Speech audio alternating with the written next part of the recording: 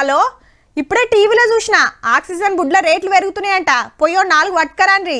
ఓ వదినా మా బుడ్డోనికి తలిగించిన ఆక్సిజన్ బుడ్డ అయిపోవస్తుంది మీ ఇంట్లో ఇంకోటి ఉంటే ఇయ్యుర్రి మీ అన్న రాంగనే తెప్పిస్తా మూతికి మాస్క్ లేకుండా బైక్ పై తిరుగుతున్న యువకుడికి 10,000 ఫైన్ ఆక్సిజన్ పాఠశాలలో పెరుగుతున్న అడ్మిషన్లు ఉదయం సాయంత్రం వేళలో రద్దీ ఏంది గట్ల చూస్తారు రేపు గిసంటి వార్తలే ఇనాల్సి వస్తుంది మళ్ళా వామ్మో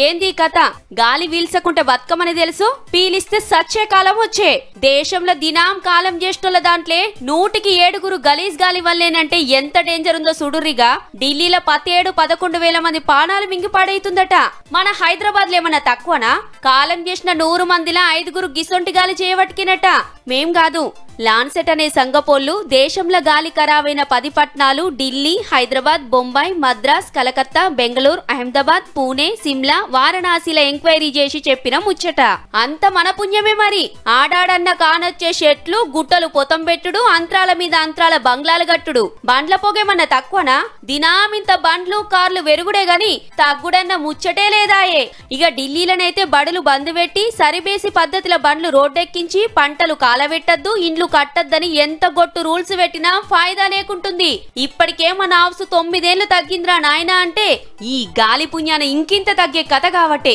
అయ్యో అని బాధపడే కంటే శాతనైతే పచ్చదనం పెంచుడు ఒకటే మార్గం